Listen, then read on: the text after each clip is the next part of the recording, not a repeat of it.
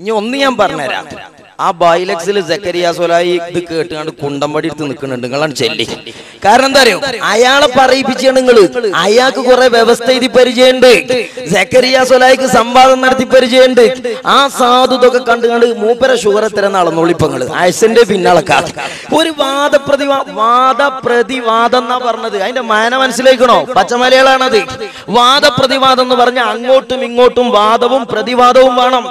അല്ലെങ്കിൽ കള്ളുടെയും കയ്യൂട്ടിയ മാതിരിയാകും. നിങ്ങൾ പറഞ്ഞ വാദത്തിന്റെ എതിർവാദം ഞങ്ങൾ പറഞ്ഞു, അത് ത്വാഹ സാഹിബിന് തിരിഞ്ഞിക്കണോ? ഞങ്ങൾ പറഞ്ഞ വാദത്തിന്റെ എതിര് ഞങ്ങൾ വാദം പറഞ്ഞു, എഴുതി കൊടുത്തു. നിങ്ങൾ അറിഞ്ഞിക്കണോ? എറിഞ്ഞു. ഇനി ഞങ്ങൾ പറഞ്ഞ ത്വാഹ സാഹിബ് ഞങ്ങൾ പറഞ്ഞ വാദത്തിന്റെ എതിര് നിങ്ങൾ എഴുതിക്കണോ?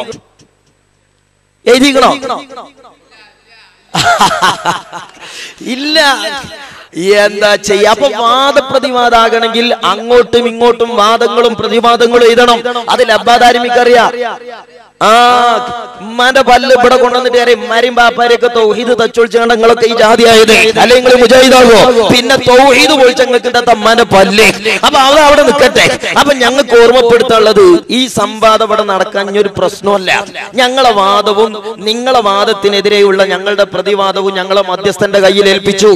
ഇനി നിങ്ങളെ വാദവും അതിന്റെ കൂടെ ഞങ്ങളെ വാദത്തിന്റെ പ്രതിവാദവും എഴുതി നിങ്ങളെ മധ്യസ്ഥന്റെ കയ്യിൽ ഏൽപ്പിച്ചു. നിങ്ങൾക്ക് കിട്ടിക്കണ അത് വാങ്ങിന്നാലേ എത്തപ്പ അതിന് കടിഞ്ഞ പേരിന്റെ നയിപ്പ് ആണ് കൊടുത്താണ് നിങ്ങൾ. അപ്പോ ഇവിടെ വാദപ്രതിവാദം നടക്കാൻ അത്രേ ആവശ്യമുള്ളൂ. ഇവിടെ പ്രിയപ്പെട്ട സഹോദരന്മാരെ, വിനയത്തോടെ നിങ്ങളോട് ഞങ്ങൾക്ക് ഓർമ്മപ്പെടുത്താനുള്ളത്, നിങ്ങൾ സംവാദത്തിന് വന്നതാണെങ്കിൽ എഴുതി നിങ്ങൾ യാ ഇബാദല്ലാഹി അഈനൂനി എന്നതിൽ ശിർക്കില്ല എന്ന വാദം, ആ വാദം നിങ്ങൾ പറയാൻ തുടങ്ങി അന്നു മുതൽ നിങ്ങൾ ഇതുവരെ പറഞ്ഞ തൗഹീദ് പൊളിഞ്ഞിക്കണേ. ഞങ്ങളെ തൗഹീദ് അപ്പൊ അത് എഴുതണങ്ങൾ. ഇനി അത് എഴുതിയാൽ മതി. നിങ്ങളെ തൗഹീദ് അവനാന്റെ വിശ്വാസത്തിന് തകരാറില്ല എന്ന് പറയാൻ വരെ കഴിയാതെ നിങ്ങൾ ഞങ്ങളെ വിശ്വാസത്തിന്റെ തകരാറ് പറയുന്നത്, നിങ്ങൾ ഏത് ലോകത്തുനിന്ന് വരുന്നത്?